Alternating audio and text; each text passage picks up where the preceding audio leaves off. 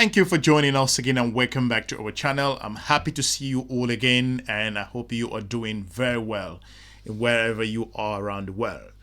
It is important for us to continue to look at this unforgiving partnership, the unforgiving strategic relationship that African countries find themselves in this current global environment on where multilateralism have been kicked under the bus and unilateralism is what we are hearing over the media. Today, I have a very important video to play from the strategic relationship. That's what we do here on how Africa engage its global North partners and other very strategic relationships from around the world. It is important that after the conclusion of the United Nations 80th anniversary, and more importantly, African leaders were clear on where they stand on global issues.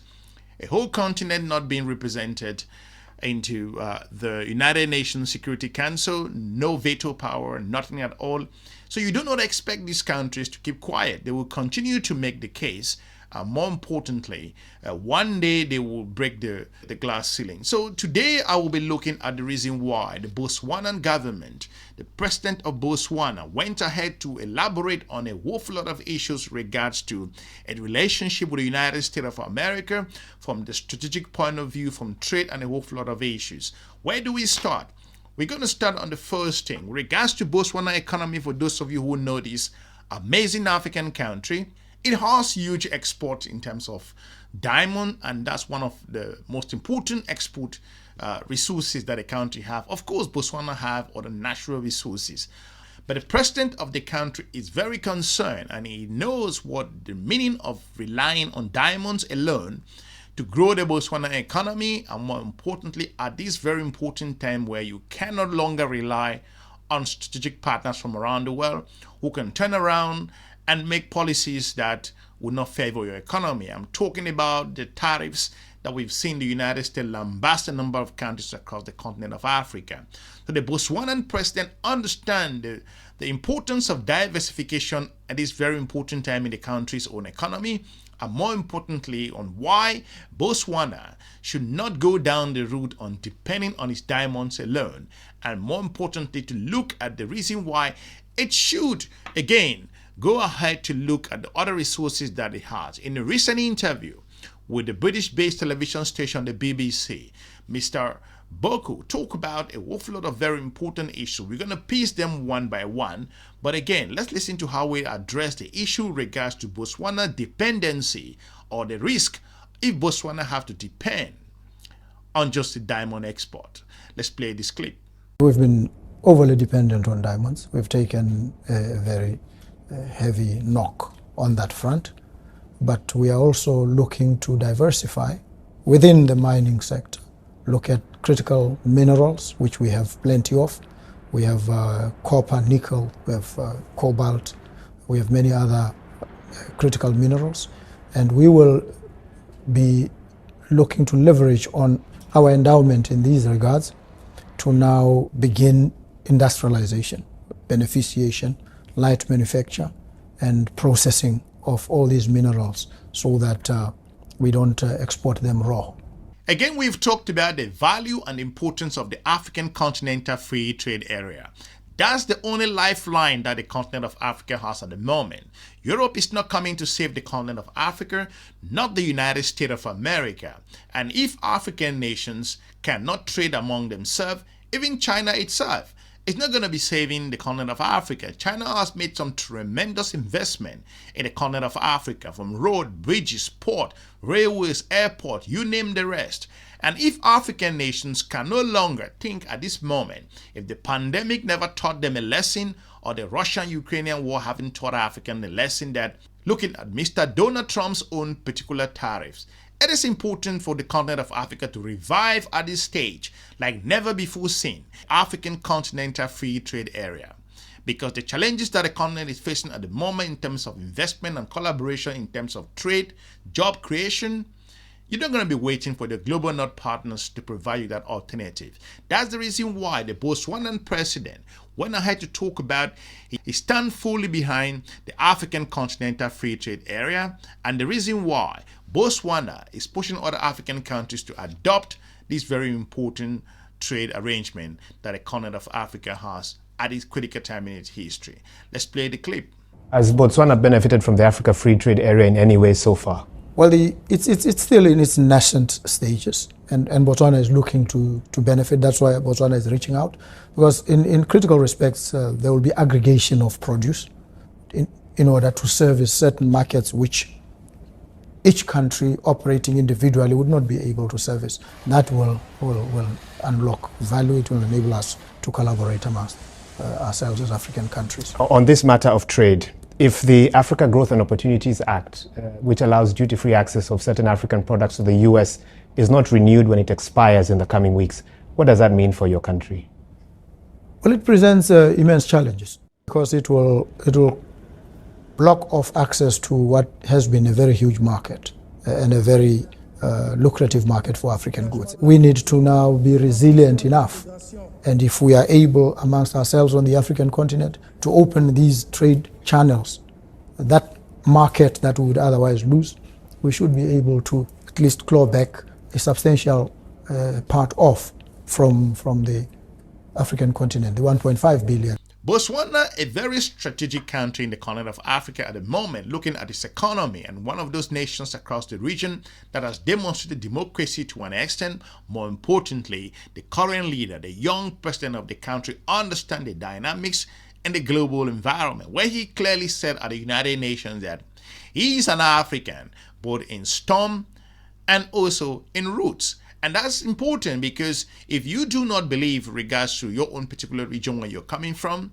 the president went ahead to point out the African Growth and Opportunity Act, which expired recently. If you do not know what Agoa is, it's a special arrangement that countries of sub-Saharan Africa have with the United States of America, had then, not now anymore, with a particular arrangement for them to export products to the United States of America, thousands of different products. The United States benefited as well, but again, the US used AGOA in several areas, kicking out Uganda, and also when the country of Rwanda refused to receive second-hand dresses. The same Donald Trump administration, the first term, pressured the country of Rwanda at the time. And more importantly, we've seen other countries across the Sahel being pressured or being taken out from the African Growth and Opportunity Act. So it has come to the point where this particular trade arrangement has expired under the current administration of Mr. Donald Trump. And this goes to wake up the continent of Africa. We've said here that AGOA was on life support, and at the moment is done. So the president of Botswana looked into it and said it might be a huge opportunity for the continent of Africa to embrace this particular decision by the United States of America, considering that AGOA is not going to be moving any further. Experts say that the US may be considering renewals or some kind of other approach to continue this particular arrangement, but it is left to be seen first. So countries like South Africa and some SADC countries and Central Africa or East African countries, including Kenya, are facing tremendous challenges in regards to export. This particular AGOA at the moment has been something that African countries should have known better. Let's play this clip. Any sense on how many jobs could potentially be lost in your country if it's not renewed? What are your economists telling you? For us, and the biggest commodity that accounts for trade between us and the United States is our diamonds.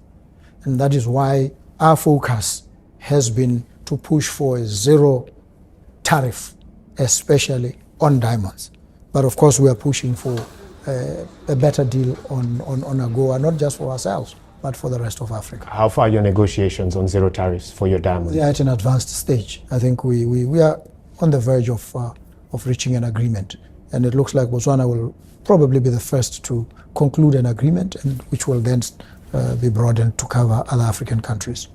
The most important conversation that came up in regards to this particular interaction, that the president of Botswana was talking to the British-based television station BBC. It is important to note, like we've always covered here, that the United States of America is involved in some kind of a quid pro quo with some African nations to put them under pressure in a number of areas, because some African countries are in need in certain areas with regards to strategic partnership, and the United States has doubled down in those areas and taken advantage or used leverage to negotiate in areas where those countries like Eswatini, including Rwanda and most recently Uganda, and some other countries across the region, including South Sudan, that is struggling at the moment to receive some immigrants from the United States. Some will call it immigrants. I still continue to say that some are criminals who are being sent to the continent of Africa. So this arrangement was not clear on how this is happening in the region. But again, the Botswanan president went ahead to point out that it is a quid pro quo that's involved, and African countries are at the receiving end to an extent because as a result of geostrategic partnership in areas where African nations are lacking. So the United States has taken advantage in those areas to put the countries to where they are today. Let's play this clip. Speaking of agreements between African countries and the United States, what do you make of the third country deportations that the US has been championing for? Many of your neighbors have signed up onto it. There are certain concessions that African countries need from the US. And the US is now presenting certain demands to these African countries and saying, in order for us to give you these that you are asking for, would you consider the following from our side? So it's something of a quid pro quo. You give me this in exchange for that. And a lot of the times the African countries have very little choice in the matter.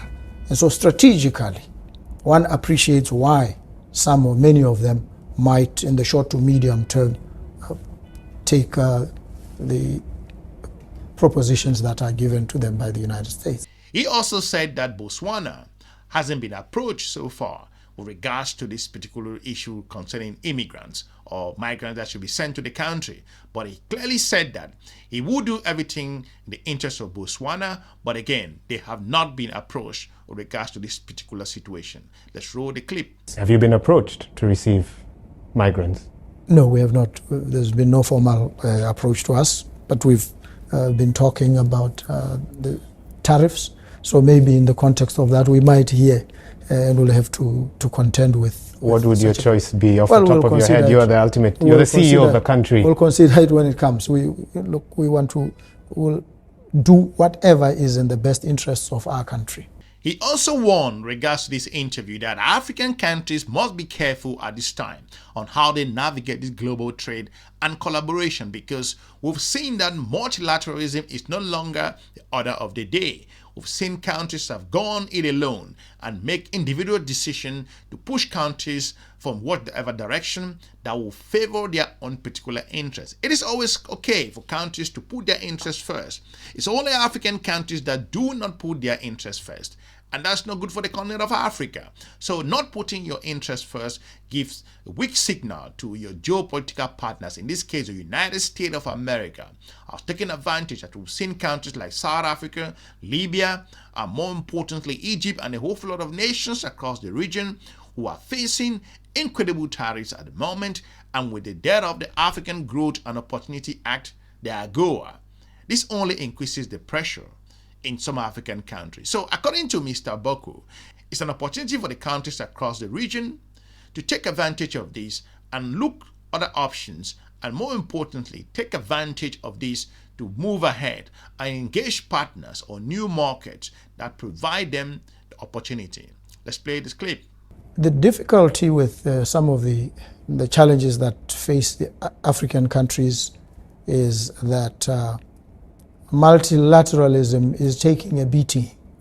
It's receding, or is being pushed back, and pushed back vigorously, with the result that as survival responses, countries are approached individually. When you are faced with a behemoth of a situation or a block, and you have to survive in order to then build yourself into the formidable force that you ought to be in order to engage at par. What option do you take? Do you take an option that poses an immediate existential threat to you, or you take an approach that gives you some play at the joints? some of these initiatives that the African Union is putting into place, among them the African Continental Free Trade Area, the digital trading platforms that are now coming up to enable seamless trade, should enable African countries to rely more on domestically mobilized resources. The moment we get to that point where we don't need to rely on external finance, then I think the African continent will be well on its way to asserting itself and pushing back against some of the movements and machinations that are at play.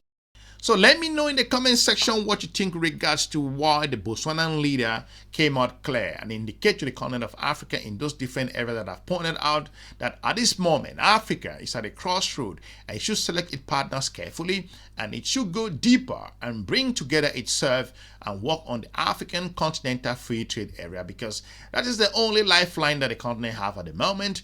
And again, he said that Botswana will be looking to diversify its diamond moment because it's going to be risky if Botswana over-rely on its diamonds at the moment. I will be looking forward to meeting you soon in our next episode. Smash the like button and have a good day. Bye-bye.